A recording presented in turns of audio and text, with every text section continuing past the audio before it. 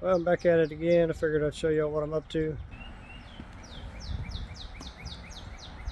So I'm here at the house in South Texas. As you can see, I'm working on this beam along the fence line. I've been working on this for about a year and a half now, a little at a time, as I bring riverbed gravel from the ranch back over here to make my concrete. This is the back corner where I'm going to put my compost pile back, but I wanted a little retainer wall. That's what this is here. I'm going to pour this corner section today. See, I got a good bit of rebar in there. I shouldn't have any issues with this in my lifetime anyway.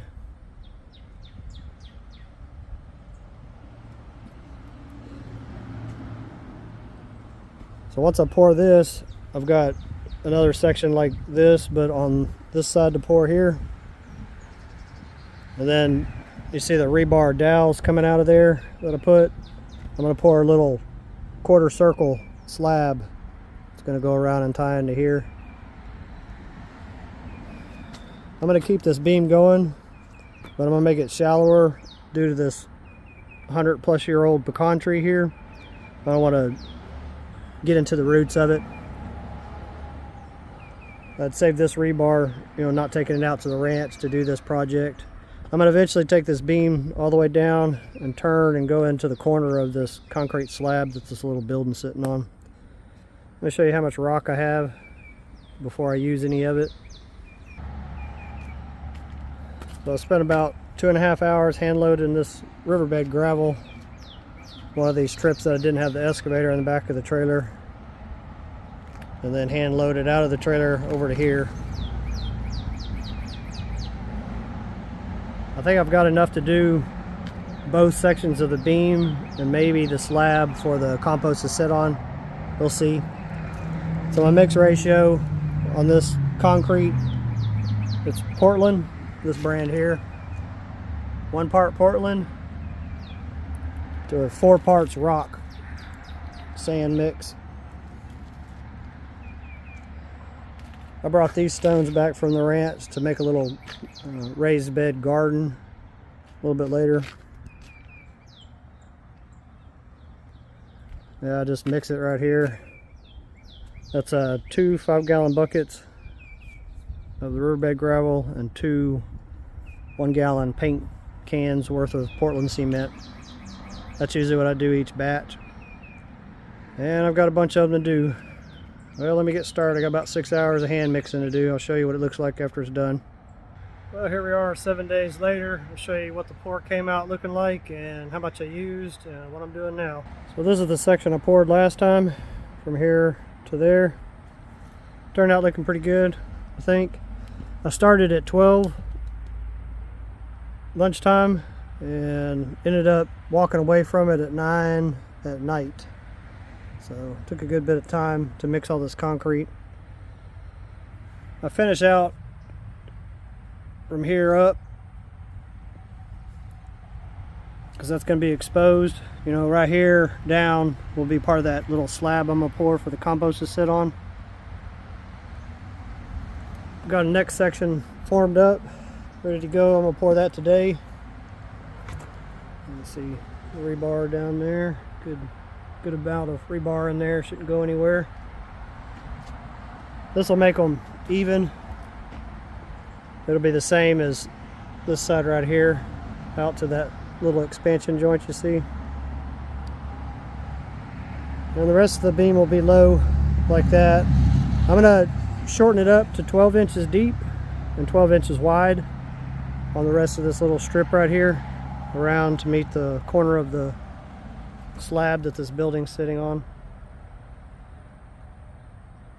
I don't want to mess with the roots on this 100-plus-year-old pecan tree.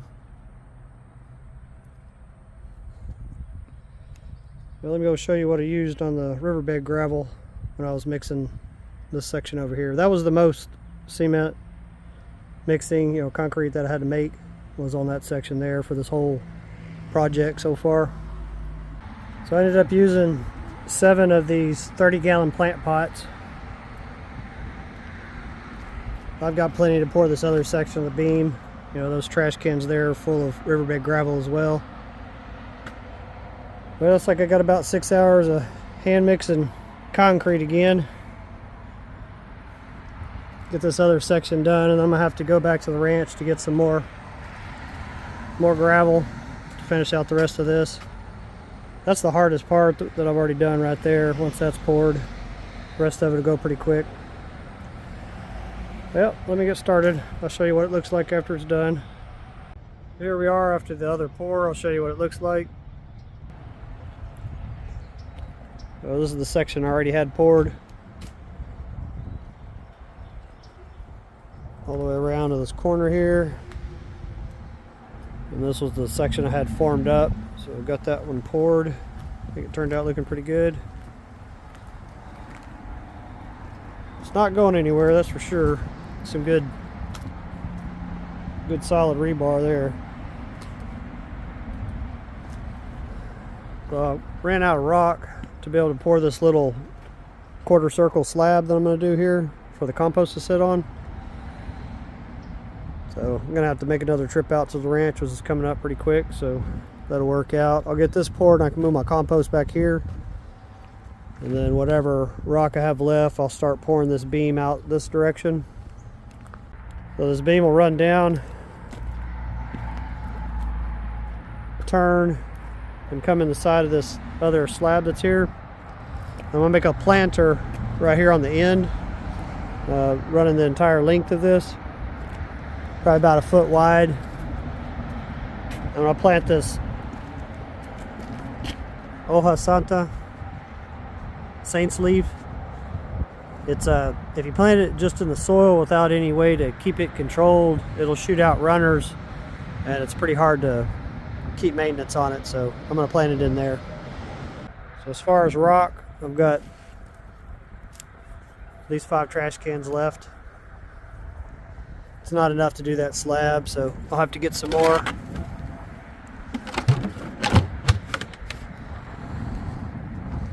I'm gonna have to get some more. I'll get it on this next trip, get back on my grade beam project, get this over with.